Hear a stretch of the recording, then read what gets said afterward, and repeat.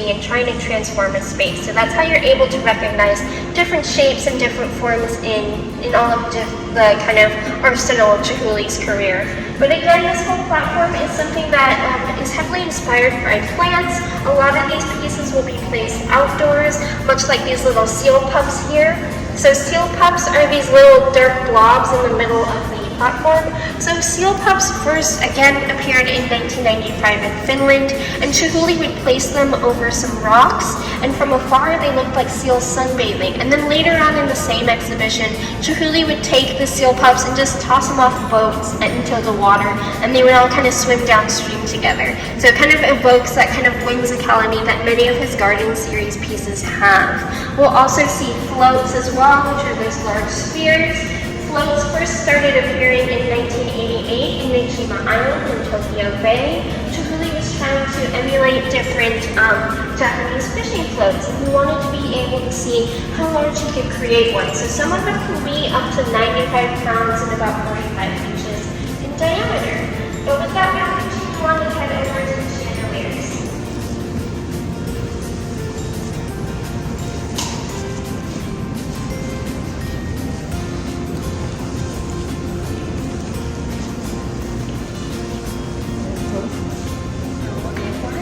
As we saw in your viewer, you see all of these floats. So something I really like about the ikebana here, so ikebana is a type of Japanese flower arranging, and it's an art form in itself.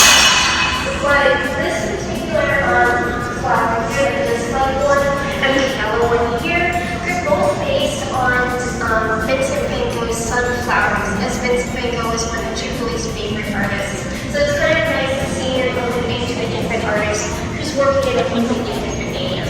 But that will take us to chandeliers. And chandeliers is one of Chihuly's most famous forms. And it kind of medium which one of my household name. In 1996, it was Chihuly Overnight exhibition.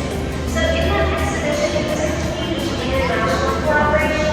Chihuly worked with over 100 glass artists from 5 different countries, creating around 14 installations across the entire city of Venice. This is a pretty important exhibition as it kind of really elevated the medium of glass blowing. So more traditionally or historically, glass blowing has been seen as more of a decorative art or craft. So it's a little bit lower down than the hierarchy of what art is. And so in this exhibition, he was able to kind of elevate this medium and raise it up to fine art. So all of these different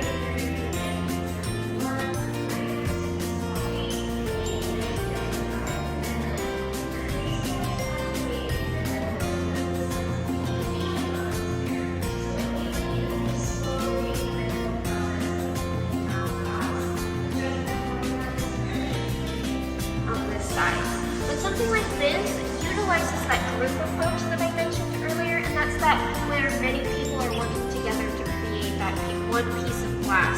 You'll have the gaffer, who's the lead glass blower. They stand at the blowpipe, and the gather, which is like the blob of glass at the end. Typically, the gaffer will stand at a height, either on top of a ladder or a scissor lift, and from there just tip that whole gather downward. And it's kind of that texture of honey and molasses, and so everything just sort of oozes down toward the floor.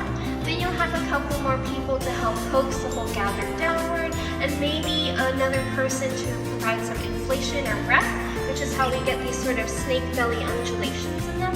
And then maybe a couple more people to provide spot heat treatment, like a flame or a torch. Once the glass starts to hit 1500 degrees Fahrenheit, it's no longer soft or malleable to work with. So instead, someone has to be there to provide that heat in order to maintain its malleability. So something like this would kind of require up to 7 people just to make. Another one we have are these Persians. So these Persians, again, they featured heavily in the previous gallery, but these were starting to appear around 1985 with the help of Martin Blank. And so Blank was one of Chihuly's frequent collaborators, especially in the 80s, along with the Mafia, but he would start to expand on the idea of the lip wrap. So instead of having just the contrasting color of glass along the rim, well, the glass is still a gather and it's still small. They'll take that molten chunk of color glass and kind of do a body wrap. So they kind of wrap the whole body of the gather in concentric circles, and then from there inflate it and then spin it open like a big disc, and that's what we're seeing on the Persians here. You'll be able to recognize that they're Persians because of their signature striping motif, but also because they're never seen by themselves. So Persians are a lot different than other vessels in that they don't get their own pedestal. They're often taking up the whole ceiling or kind of strewn.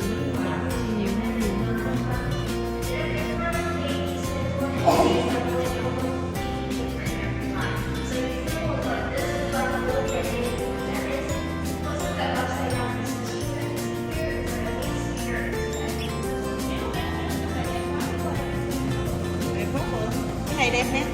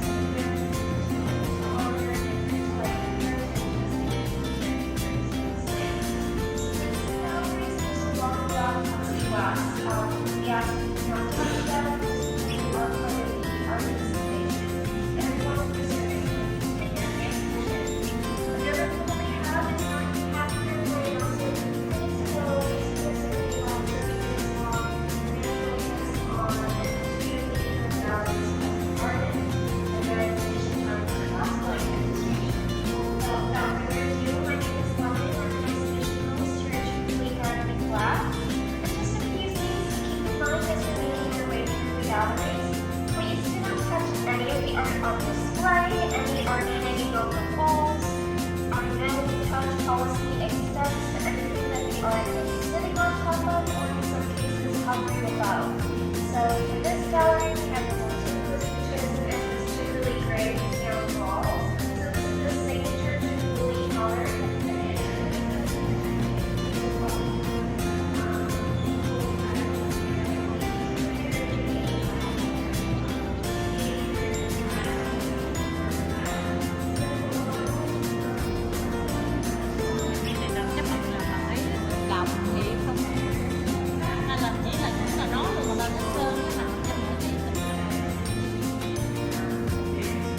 Con bạch tuộc, con mực á.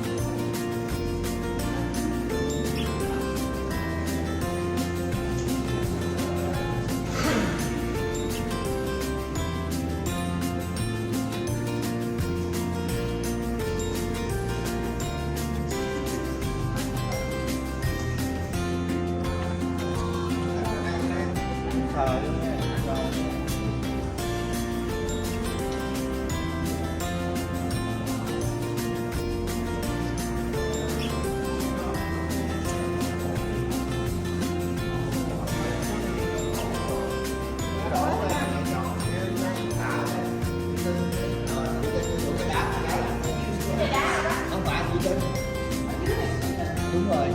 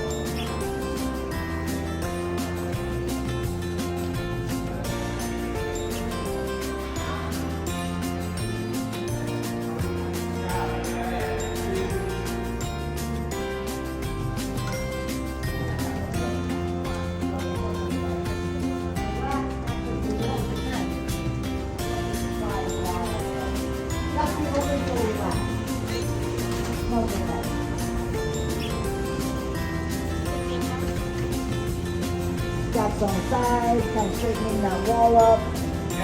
That's it. Shape the bottom, that part's done. Let's put it on the table. So now we need to open it. We need to transfer it onto another pipe. So I'll make him the punchy. P-U-N-C-Y. The punchy is the pipe we'll stick it on.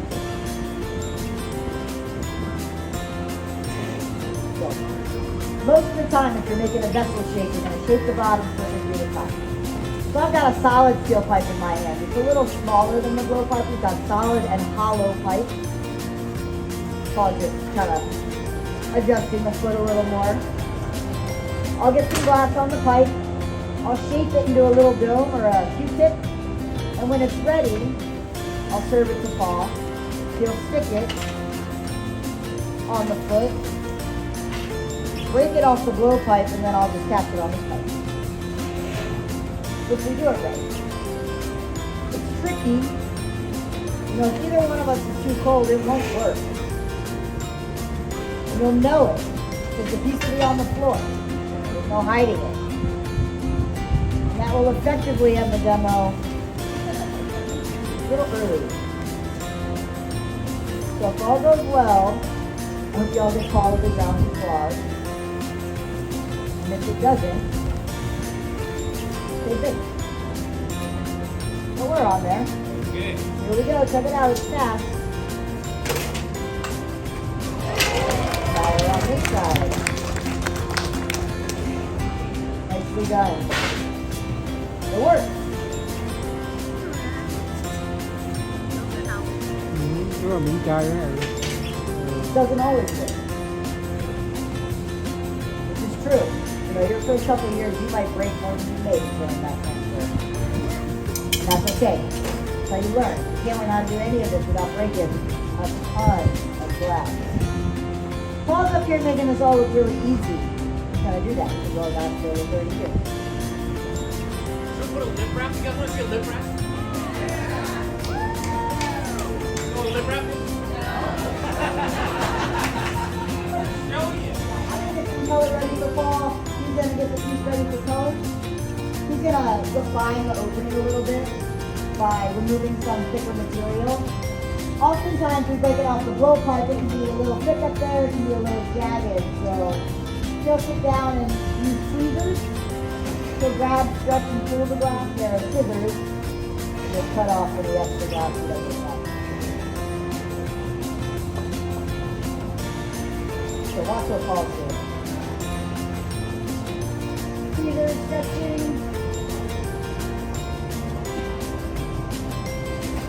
And then scissors for cutting. I thought this was pretty wild the first time I tried. That's a hard move to do. Probably the hardest set of moves to learn how to do is trimming. This might sound a little funny because we all know how to use scissors and tweezers, but you're doing different things with your hands at different rates. 50,000 liters of remains sitting over the side of the gun. Run that off. So I've got my color shaped up into a sort of a point, so it can stream off the pipe in a nice even line to recall when it applies into the lip. Sharing the fire, common thing to do up here. Just want to make sure we don't tag up in here, otherwise it's going to go everywhere again until we want it right now. He's melted in his shear marks. He's going to... Alright, I'll be ready right now. So we'll bring it over like this. Paul, stick it on there. Pull back, turn forward, coil the color around the lip. And that's how you do a lip wrap.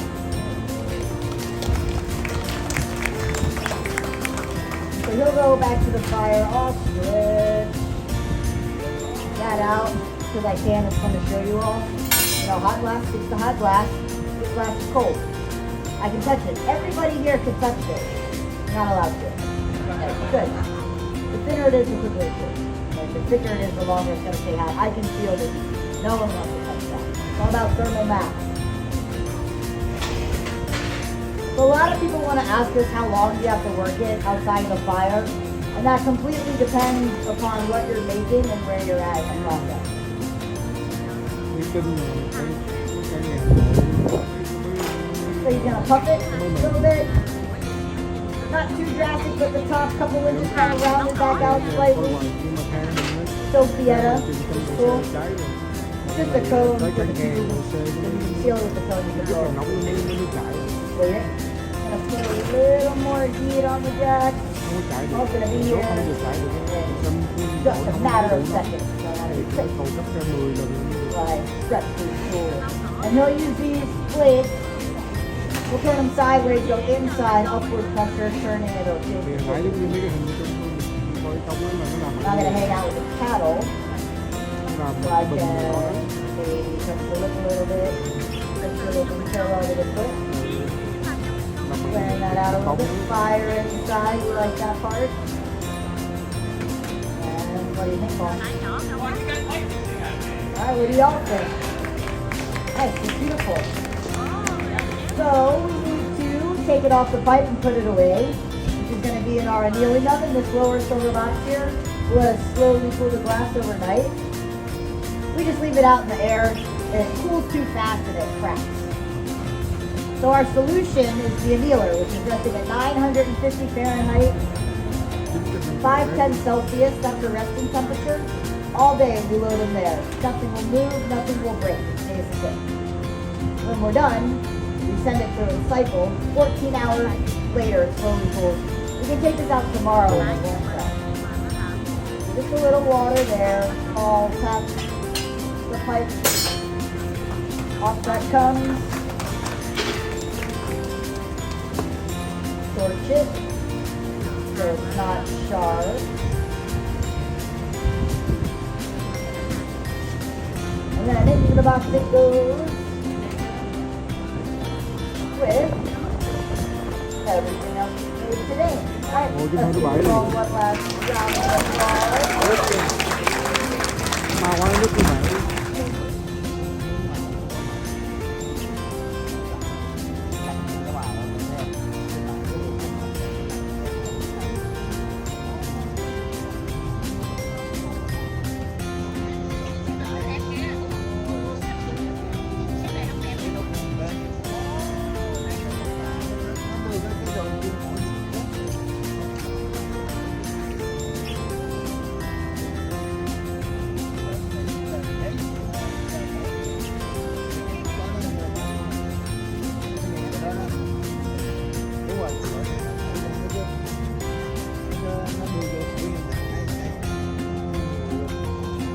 mù để cho nó ra thành bình bông. đúng rồi, muốn kiểu nào nó khỏe thôi kiểu luôn.